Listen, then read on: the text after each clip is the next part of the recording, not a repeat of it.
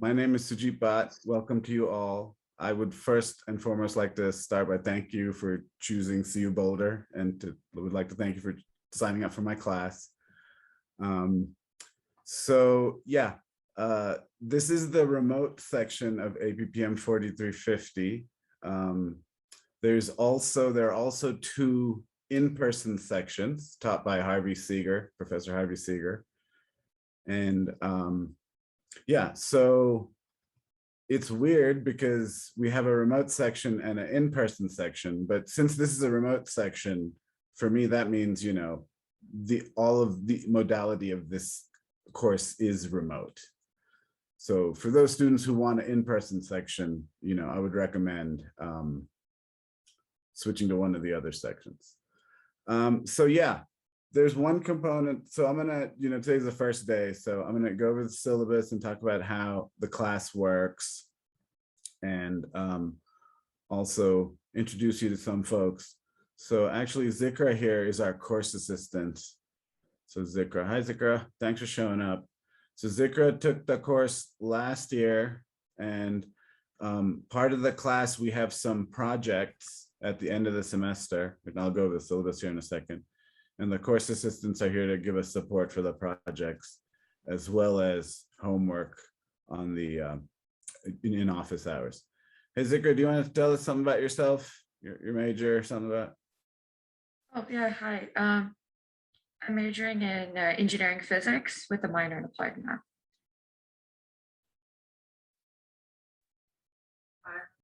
Thanks, Zikra. Are there any other course assistants in here? I'm sorry, I can't quite tell. You know how Zoom is. So we have 3 other course assistants and a teaching assistant. Hey Zikra, thank you. If you want to go, I know you have your classes and stuff. So if you want to go, you can go. You'll see Zikra in office hours, and Zikra can help you. All right, thanks Zikra. I'll see you later. I'll send you an email. Thank you, bye. So yeah, I guess I should get started. So summer's over. It's time to get back to work now. It's like, it's like pulling a Band-Aid off. You gotta do it quick people. Okay, so let me start by sharing. I guess I want to share the syllabus, which I emailed you, and I hope you have a copy of. So let me. Okay, here we go. All right, folks. So here's the syllabus. As I mentioned, As I mentioned, there are 2 in-person sections, taught by Professor Seeger in the afternoon, and ours is this remote section here, our morning section. So I am also planning on posting recordings of our lectures. I hope this is being recorded right now. I should know how to figure this out, but I don't. And so I will, try and post recordings of the lectures at the end of Monday. Recording to us. It is. Thank you. It's recording in the left-hand corner. Us, at least. I should know this by now, but I don't know. I kind of regressed on my Zoom knowledge, y'all. It's like I'm like a baby starting all over again.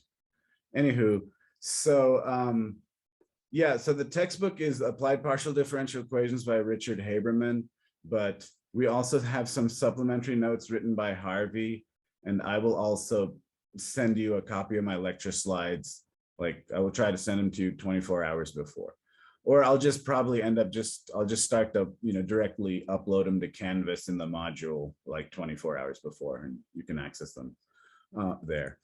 So as I mentioned, we have course assistants in this class. Our course assistants are Ethan, Zikra, Edward Herrick Reynolds is our teaching assistant, Hugh, and Alessandro. So I'll talk a little bit more about them in a second. So for really, I want to show you the schedule. I can talk about all that other course stuff. I made a slide for you. I really want to show you the schedule here. This is really the thing we want to look at. So the schedule is what I'm going to stick to. And, the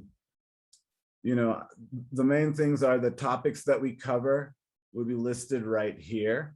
These are the topics covered. And so, for example, when it says notes, so Harvey Seeger has been teaching this class for a very, very long time, like 30 years or 20 something years. And so he wrote up a set of notes. And so those are, they're titled Notes on Fourier Series. And I identified them by saying, you know, the Seeger notes or Notes on Fourier Series by Seeger. So those have been uploaded already to Canvas. And we start the class by going through his notes on Fourier series. And in a section, let me explain the philosophy of what's happening here in terms of teaching and learning pedagogy. So anyway, so we first start out by going through the Notes on Fourier Series by Harvey Seeger, which you can find on Canvas, which I've already posted. And then we switch over to the book. And then we're in the book for a while, and then projects start, okay? So this part is really important for the student to appreciate in terms of how this course is structured. Otherwise, this might cause some frustration and aggravation. The way Harvey has structured the course is Harvey wants to do the theory and analysis of Fourier series first and get it out of the way. So this Fourier series class, among other things, is an analysis class. So all you applied math majors, I know you're getting real happy. So what does that mean? You know, we do analysis, so that's really asking some of these technical details regarding continuity and convergence. And so remember, in a Fourier series is first and foremost a series. That is to say, it's an infinite sum. And you know from Calc 2 that anytime we're dealing with infinite sums, the first question we should ask is, does this thing converge or diverge? Right. So, you know, that's why we have to spend some amount of time doing analysis to first understand what are the requirements for the Fourier series in general and the Fourier series of a function to converge. And so this initial part is really dry and can be a bit frustrating. And then after we get through the analysis, and then once we start in the textbook, then we'll start to, you know, do some more stuff that's a little more fun. Once we get to this section here, this stuff is a little less dry. Now, if you love analysis like I do, then the first part of the course is like, oh man, it's awesome. If you love analysis, I love analysis. I mean, I'm a mathematician, so, you know. So yeah, just a warning. We start out in Notes on Fourier series, which is very dry, and analysis, which can be dry, but if you like dry, then, you know, yay. And then we'll start solving problems. So, you know, from a practical point of view, folks, we don't even start solving a PDE until the 4th week of class. All right, so, you know, if you're ready to start destroying PDEs right now, hold your horses if you have any horses. Okay, so, all right, that's the old calendar, which is what I wanted to show you. And I guess I should mention the homeworks. So in this course, there are 10 written homeworks. There are 2 exams, and there's a project. Homeworks are typically due on Friday by 5 p.m. on Gradescope. So you'll go into Canvas, go into assignments, and then there'll be a Gradescope submission portal for you. And I've put links all up in the Canvas page. I guess I should maybe pull up the Canvas page too. So the first homework will be assigned this Friday and will be due next Friday. Okay, so we still have, you know, this first week, we're still kind of getting organized. I'm still figuring out the course assistant's schedule so that I can set up the office hours. You know, the course assistants are also students. They have classes and everyone's scheduled, you know, how it goes. So I'm still getting all sorted out. So yeah, so their homeworks typically due every Friday. The week of an exam, and note, you know, it's very late in the semester when we have our first exam. We don't have our first exam until week 8. Okay, this is a 4,000 level, 5,000 level class. You know, this is not like freshman calculus. You are mature students, mature mathematicians, and mature adults, you know, so we assume everybody is in this class because they like math and want to learn, you know. So yeah, so our first exam is in the 8th week, and the exams in this class are very straightforward. They're 3 questions. They're just designed to test whether the students are doing their due diligence and know the basic concepts. And, you know, we'll post some old exams as we get closer to it. The week of an exam, there's no homework due. The following week of an exam, there's homework due, but it's worth a little more. Typically, all the homeworks are worth 10 points. The homework after an exam is weighted a little more and is worth 15 points. And so the 10th homework also is weighted a little more and is worth 15 points here, the 10th homework. Note that there's no class after Wednesday, November 17th. We talk about dispersive waves, an actual class stops after that, and the rest of that time is devoted to preparing for the project. So the project involves essentially 2 parts from the student. One is a project report has to be submitted, and 2, a project presentation has to be given in class. And so for the projects, we require people to work in groups of 3 for the projects. And, you know, I'll talk about that as we get closer to it. You know, we usually send out surveys and help to form these groups. And we'll talk about, when it comes to the projects, those of you that are in town, if you want to, you know, sort of do the in-person version of the project, that's fine. When it comes to the projects, we're going to have more flexibility because the project can involve an experiment in the ITLO. It doesn't have to, but it can. And it's probably, you know, to get the full experience, you know, it's best to go and do the experiment, but we'll talk about those details as we get closer to it.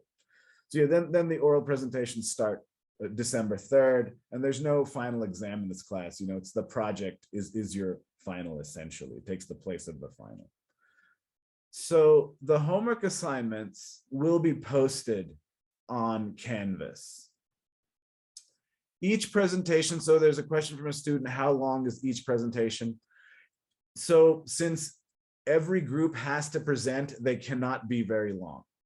The maximum length, I mean, the absolute maximum maybe is 12 minutes. And each person has to present. So you have 3 people in a group. So each person usually presents like 4 minutes. And it's all tied into your report. You know, ideally you write your report and then you use the report to create the presentation, you know. So yeah. So for the graduate students are, you know, the part they're required to do the projects by themselves. The graduate students are not to work in groups for the projects. Thank you for that comment, by the way. So there's a student in chat asking me a question. So yeah, the graduate students, you know, because they're taking it at a graduate level, we expect more from them. And so that's kind of part of, you know, the deal. Yeah, so the actual homework assignments will be posted on Canvas. Okay, so I'm working on the first homework assignment. And so that isn't ready yet, but it will be ready by the end of this week. And it'll just cover, you know, what we've done this week, basically. And maybe up through a little bit of what we might do on Monday. So let me share the slides that I made. And start my little spiel here.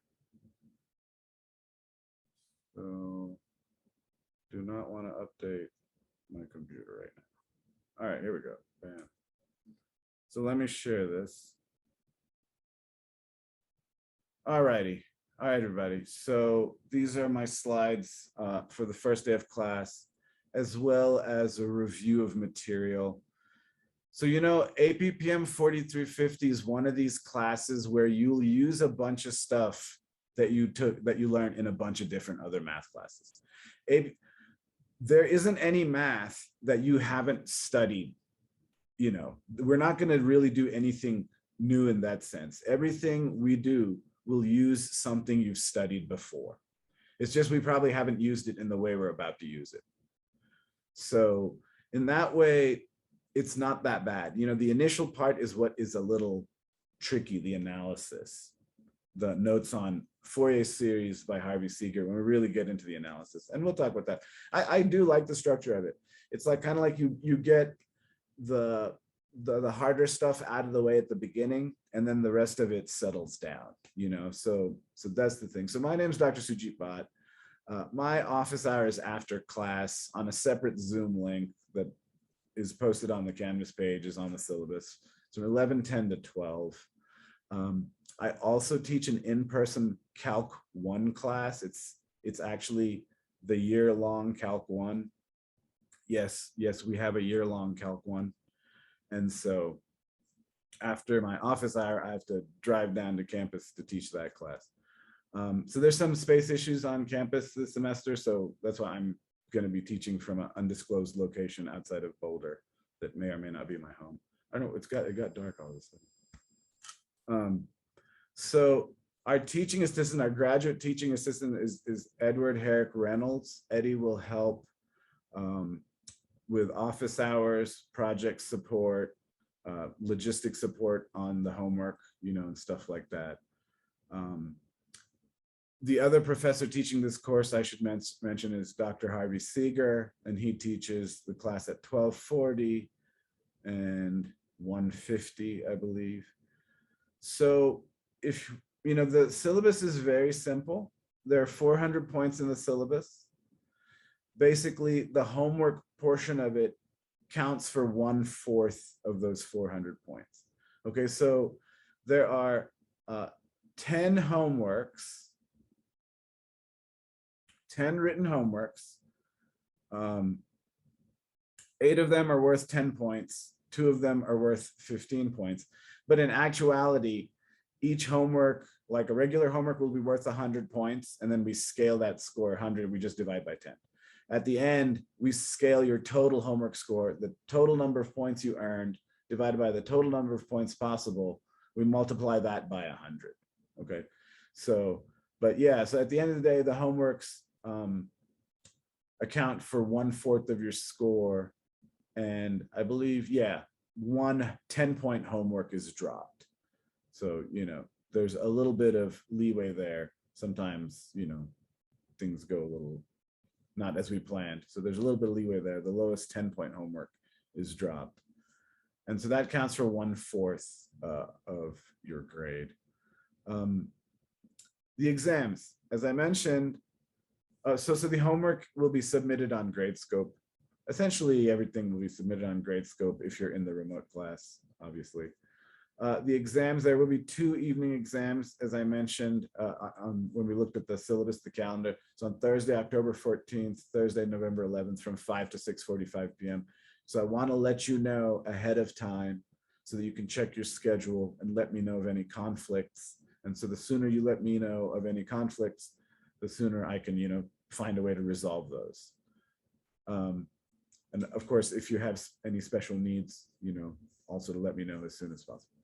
Or I think there's go through DS or whatever. So that each exam is worth 100 points. As I mentioned, the exams aren't designed to be anything really insane. They're just essentially 3 questions, and they're typically designed just to check, you know, do you know the basic concepts thus far? Finally, there's a group project. And so students are required, undergraduate students are required to form groups of 3. For the group project, we're allowing flexibility. Ideally, during a regular semester when all 3 sections are in person, you can form a group across sections. And so, I mean, if you're in Boulder here in person and that's an option for you, for the projects, we're going to allow flexibility on that. So if you want, for the group project, ideally, in the usual case where this was a completely in-person class and this was before COVID, if you can remember that far, we would have, the projects would have a in-person experiment that you do at the ITLL. And that was really the, you know, a great part of this class. You know, as a math major, you know, my bachelor's degree is math, my master's degree is math, my PhD is math, you know, then my postdoctorates are all math, right? as a math major, I never ever stepped in a lab until I was doing a postdoctorate at the Air Force Research Laboratory, you know? So just to have this opportunity to really do a physical experiment and do the full arc, do the physical experiment, create a mathematical model that models that physical experiment, and then, you know, connect the two and analyze your physical experiment with the math. That's the arc we really want you to have. When we talk about applied mathematics, that's, you know, we really want to sort of emphasize a little bit the applied part, even though nowadays it's really more realistic to just receive a set of data. Because, you know, at the end of the day, really expensive experiments that require really specialized equipment, not everyone's going to have access to. So at the end of the day, it is more realistic just to receive data sets. So for the group project, for the remote students and even the in-person students, if they wish, we have data sets. So we've set it up so that even if it's a project that requires a physical experiment, we've got data sets already. So if you don't want to go to the ITLL and you don't want to do the physical experiment because you're remote or you have health concerns, we have options for you there as well. Okay. And of course, we will talk about this a lot more as we get closer to it. We really have to first do some theory and study some Fourier series before you have enough background to dive into the projects. So that's why it'll take a good 6, 7 weeks, 8 weeks before we're really ready to unleash the projects on you. And on our end, we're in development here. I'm getting all that stuff together, the project stuff. We're getting it all together. I've got the data sets and everything, so I'll start to post that up soon and, you know, start to get all that worked out. So anyway, so here we will send out Google surveys. We will figure out if you are willing to want to do an in-person or remote project, and then we'll figure out if you need a group or are already in a group. And those people that need to be in a group, we'll try and put you in a group and we'll try to get this whole thing going. But of course, you're also, you know, about to graduate. So this is also for you to, you know, as adults and mature mathematicians and mature people to then coordinate between yourselves and have a successful group project. So the project has 2 parts, the oral presentation and the written presentation. And so each part is worth 50 points. And again, with the project, we're not like trying to be super strict about it. This isn't necessarily just about answers. This is more about the student experience. And this is also about a student creativity. You know, what we love is when we see a student take a project and do the project, but then also maybe do something else with it, tweak it a little bit, or, you know, look at it from a different point of view. The project is meant to be fun for you. And it's meant to be able to, for you to express yourself a little bit from a mathematical point of view. Okay, so we'll talk about that as we get closer to it. And so, as I said, there's no final exam, which is kind of fun. Once you've turned in your project report and given your project presentation, you're done with the class, which is really kind of fun and a nice relief to not have to deal with the final. So we have 4 course assistants and 1 graduate TA. And so they will all be providing support for you in office hours initially when we have homeworks. And then when the homeworks end and we switch to the project phase, they'll provide some support for you in doing the projects. So the actual physical experiments, if you want to do one, those happen at the ITLL, and you would need to be supervised by one of the course assistants or the graduate assistant. And, you know, each project comes with an information packet, an instruction packet, and tells you how to do the project and what the point is, and there's photographs, and it's all very nice, you know, and then you go down to the ITLL if you wish and do a project with the equipment there. You know, there's some great equipment that you're paying for with your tuition, so, you know, use it. You know, and the ITL is a really great lab. So go down there, do the experiment, collect data, you know, and then use the math that we've learned to analyze the data, make a report, make a presentation. And it's a really nice arc. It's the arc of research, you know, to some extent. So I've posted all of this information and the notes by, you know, on Fourier Series by Harvey Seeger. I've posted those on the Canvas page. The Canvas page is going to be our centralized location for information dispersal. So including the recorded lectures, the solutions to the homeworks, the actual homework assignments. You'll go to Canvas to upload your homeworks and exams. Okay, so take a look at the Canvas page. So with regards to office hours right now, I've just posted my office hours and Harvey's office hours. Harvey's office hours are in person. So Harvey is, if you don't know Professor Seeger, he's a bit of an older gentleman. And so the Zoom technology barrier is a little more, evident for him. So his office hours are in person. And of course, you're free to go to those if they're accessible to you.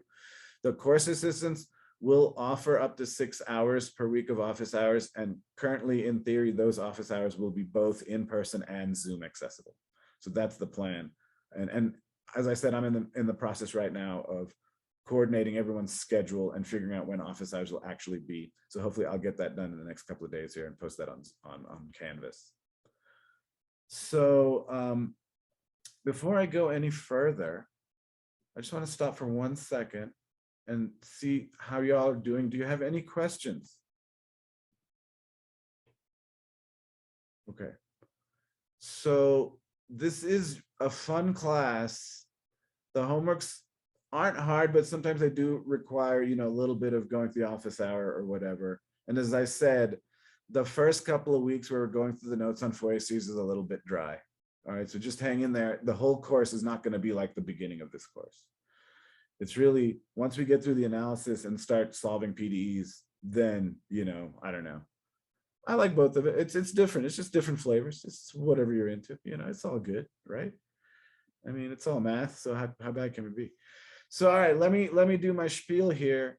So, why study partial differential equations? So PDEs, if you look at the history of math and what we call pure math and applied math, PDEs is one of the first areas of math that was automatically classified as applied, because all of the problems that originate in PDEs originate in physical problems. There's a famous beating of the drum problem, so PDEs is famously posed over physical problems. Not that anyone who ever worked in PDEs ever did anything in a lab or actually did anything experimental. Even though PDEs is called applied, it's really still theoretical. It's only applied in that the background of PDEs is always a physical problem. So when we talk about that word applied math, it's, even in my time, I've seen it evolve. The traditional definition would be if you did PDEs, you did applied math, whether you actually ever stepped in a lab or not. In fact, my PhD was in PDEs, and it's very, very, very theoretical. It's all about when do the solutions exist and when do they converge. So traditionally, if you study probability theory or PDEs or statistics, you're automatically considered an applied mathematician. That term has evolved. For nowadays, it means, there's a computational aspect to it now. So if you're doing numerical analysis, if you're doing computation, then you're also in the applied mathematics category. If you're doing applications now to any biology, anything like that, you become classified as an applied mathematician. In the old days, it really meant you studied PDEs or probability theory. So I also teach probability theory in my spare time when I can. So, we have some fundamental PDEs that you probably know better than I do, because you folks are engineers and physicists and applied scientists. I'm just a mathematician, so you know these equations better than I do. So in fluid mechanics, you have these equations. In electromagnetics, we have Maxwell's equations. In relativity, we have I think there's some of the field equations are posed as PDEs. And in chemistry and quantum mechanics, there's Schrodinger's equation for all you cat lovers out there. So these are all PDEs where the background is a physical situation. Does the mathematician ever actually go and do the physical situation? No, it's all kind of posed theoretically. You know how physicists are. It's very conceptual. So just the general process of what we call applied mathematics. For the applied math majors, I can't let you graduate without at least talking about this in general. So the idea is, at least for a physics-based type of mathematical modeling. There are many ways of now doing mathematical modeling, using neural nets, using graph theory, there's many approaches to modeling now. Even that word has evolved, as I've witnessed it, it really has changed, that term. So we start with a physical problem. Will it rain?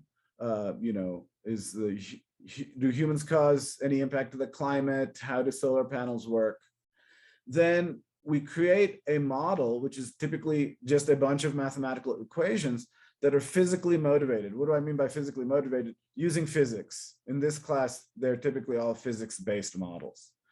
And, they take on the form of mathematical equations. It could be a system of ODEs, which is sometimes called control, or in this class, it's going to be PDEs. They're going to be in the form of PDEs.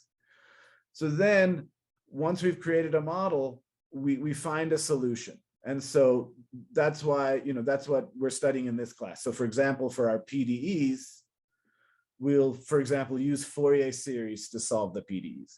Now remember, PDEs is a massive field, and using Fourier series to solve PDEs is but one approach. There are many ways to pose a solution to a PDE problem, and the Fourier series is but one. Okay, I think it's really important to keep in mind that PDEs is a massive, massive area. Anywho, so we will focus on using Fourier series to find these more type of classical solutions to these PDEs. So then once we've found the solutions, we want to test the solution in two ways. One, we want to verify that it actually solves our original model, but then we would also like to see if it can stretch. If it's a physical model for a physical phenomenon, can we then use it to predict, if it's a real model? The whole point of modeling something is to have a mini version of it so we can predict and ultimately control the future, right? For science, we're looking for truth, but we're also in that truth trying to see if we know everything, can we predict the future and therefore control it, right? Ultimately, through knowledge, we attempt to conquer the entire universe, right? That's what humans are trying to do. At least we are. And along the way, as necessary, if the solution doesn't work, if it's not a good predictor, we go back and re-examine our model and either tweak the model, make it more sophisticated, or make more assumptions. Less assumptions ideally is better for the model. Then you have a stronger model, the fewer assumptions you make. But yeah, so your projects is meant to give you a very, and this is essentially could be a lifelong career. Someone could spend their whole career doing this. And that's what, when we're doing research, that's essentially what's happening.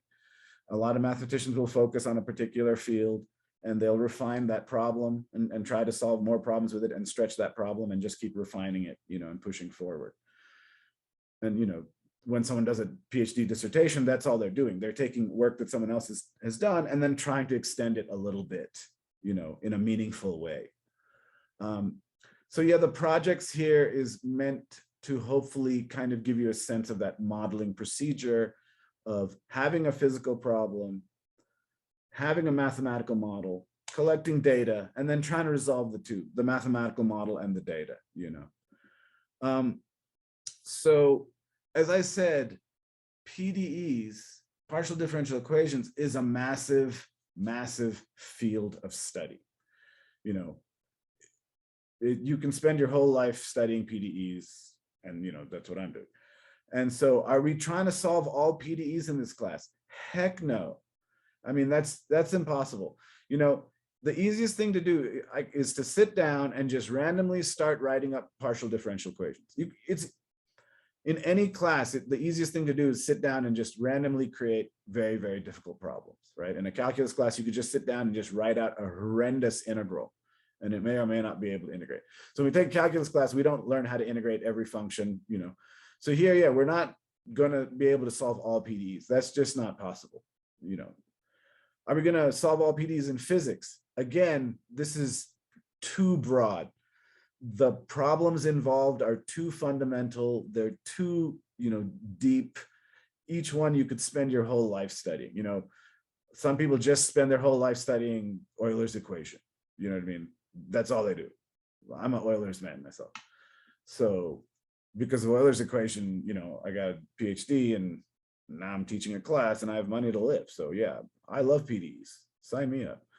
So yeah, so what we will do is solve some very specific PDEs, famous PDEs, which have many applications. And you probably have heard of these: the heat equation, wave equation, Laplace's equation. We're going to study dispersive waves, other equations. And certainly from an engineering point of view, how temperature behaves, how vibrations behave are of concern. And so right off the bat, heat equation, wave equation have immediate consequences to actual engineering. And certainly just from a scientific point of view, in terms of trying to explore the world and understand what the universe is, these equations also have great significance. So as I mentioned, this is one of these classes where you'll use all the math you learned. And the real issue typically is people are just rusty. Like, wait, how does that thing go? Or what is that? How does that go again? How do you use the polar coordinates again? How does the integration by parts go? Blah, blah, blah. Okay, so I'm going to give you an extensive review, and then we'll just work it out as we move forward. So one fundamental thing that we're going to do, and this is probably the part that gives most students problems. So this right here, I've noticed, so this will be my third time teaching this class. Last time I taught this class, I taught all 3 sections of it. So this is the one thing I noticed students had trouble with over and over again: vector spaces and organizing solutions as vector spaces, using the concept of linearity and using the concept of superposition. And don't worry, we will go over this, many, many times. This is a fundamental concept that'll come up in every PDE we study: the organizing the solution as a vector space, using linearity, using superposition. The other thing is, when we take a PDE, one fundamental technique that we'll use is we'll take the PDE and decouple it into ODEs. So we'll take a partial differential equation and take it apart and make it into separate ordinary differential equations. So we need to be able to solve ODEs to be able to solve PDEs in this class for the method of solution that we're going for in this particular class. Okay, there's many ways to solve PDEs. This is but one of them. So we'll need partial derivatives because PDEs, are partial differential equations. And so that's from Calc 3. That's basically just remembering how chain rule goes. And we'll review all that. Specifically, when we convert a PDE from like Cartesian coordinates to polar coordinates, something like that, then we'll really need to use our chain rule. Okay, and we'll review, don't worry. Of course, a Fourier series, first and foremost, is a series. So we need our Calc 2, and we need to remember all of your sequences in series. And we'll review that, but that's also maybe a part where students are a little rusty because sequences in series are weird. So like divergence test, ratio test, geometric series, absolute convergence, conditional convergence, all that good stuff that you love from Calc 2. So Fourier series, first and foremost, is an infinite sum. And so one fundamental question that we have to answer right off the bat is, does it even converge? And so we'll need to use our Calc 2, ratio test, root test, all that good stuff. Taylor series, Maclaurin series, all that really good stuff. And then finally, I know this is funny, but the very fundamental idea of Fourier series and using Fourier series to solve the PDEs is a very simple one that uses some of the fundamental geometry and continuity concepts that we learned in Calc 1. Piecewise continuous, jump discontinuity, even and odd functions. That basic stuff will now be used to, have this really powerful impact, be used to solve these PDEs that really model, fundamental forces of our universe. So yeah, that's the point of this review today. And so I'm gonna now start the math part. And so the first couple of days will be review. And if you say, hey, I already know this, good. That's the point, right? So let me start with the very basics here. I just want to introduce some notation with limits. So here, if we write f of a with a plus symbol as a superscript, that's to indicate a limit, actually. That's to indicate the limit of f of x as x approaches a from the right. And you remember what that means. If we have a number a approaching a from the right, means we're approaching it with numbers larger than a. And the f of a with the little minus sign, that's the limit of f of x as x approaches a from the left. And so from the left, we mean by numbers less than a. So on this real line, for any number, we can only approach it in two directions, left and right. If we're looking at, Calc 3 and your domain is the entire XY plane, then you can approach it in infinitely many ways. But if your domain is just a single axis, then we can either only approach it from the left or the right. So you remember the definition of continuity. Continuity is really about the limits. So we say a function is continuous if and only if the limit of f of x as x approaches a equals f of a.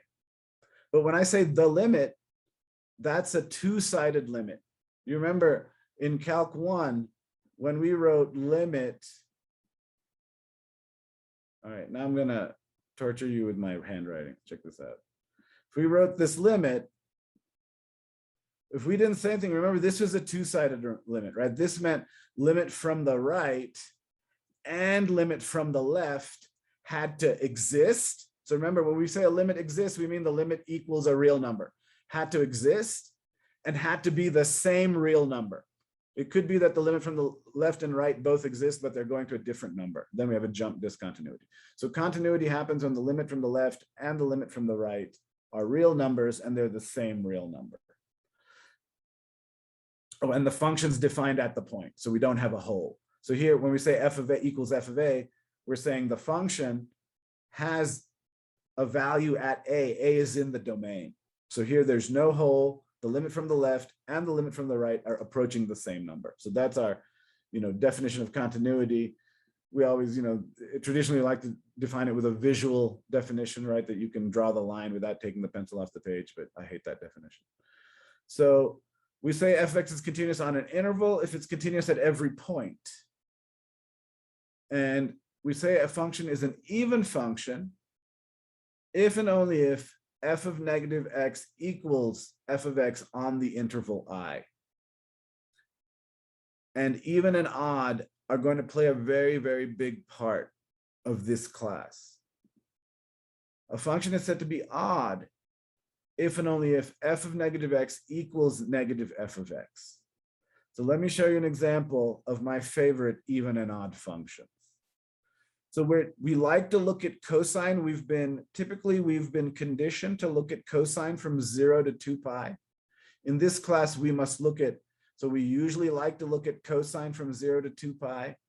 In this class, it would serve us well to now look at cosine from minus pi to pi. It'll all become obvious later, but for starting, I want you to now kind of start to make that shift in your mind to start to think about things in a Fourier series kind of way. So Fourier series is about using sums of sines and cosines to solve PDEs. So the cosine and sine function are going to be our basic building block, our basic tool to create a Fourier series. And so if you look at the cosine curve from minus pi to pi, you see it's an even function. You can reflect it about the y-axis and you get back exactly the same function. And the sine function from minus pi to pi is an odd function. If you reflect it about the y-axis and the x-axis, you get back the sine function. So this function is odd on minus pi to pi, and cosine is even on minus pi to pi. And here's something that I think is cool. I'm going to guess everyone else, maybe no one else does. But if you look at, oops, wrong one, sorry. If you look at this section, I don't know, I think this is cool. Y'all tell me, I don't know, I'm not hip. But if you look at this cosine function, around this vertical line at pi over 2, it's odd. If you look at it around pi over 2. And over here as well, if you look at cosine around this vertical line here, negative pi over 2, it's an odd function. It's interesting when we integrate from minus pi to pi. So integrate minus pi to 0, the integral is going to be 0 because odd and cancel. And then here, integrate 0 to pi, that's going to be 0. The entire integral is 0. This area here cancels out this area down here. It's an even function, but these parts on the left and the right, they kind of have this odd behavior in the mathematical sense. And if you look at the sine function, it's odd, but if you look at this section and look at this axis, it's kind of cool. It's even about that axis. Again, this part, so in a weird way, they're opposites, the sine and cosine. They kind of have this kind of opposites behavior. And eventually we're going to see that we'll consider these functions to be orthogonal in the sense of almost being perpendicular, but I'd rather use the word orthogonal. I guess it's almost time. I have this thing where I'll just talk endlessly about math for like 20 years. So what time is it? I can't see my clock on this computer. Is it almost time or have I got like 3 minutes? It's 11:07. All right, I'm gonna just talk about 2-3 more things and then I'll stop. So one other thing we're gonna need is some of these trigonometric identities from calculus, and I've put them here for you. You're not gonna need to memorize them or anything.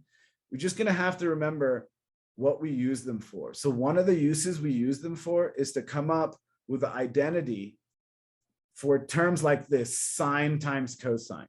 So how do we get this one? And I'll just talk about this and stop. So if you take these two equations, if you add these two equations, add the top equation to the bottom equation. This part cancels. This part doubles up. You get 2 of these.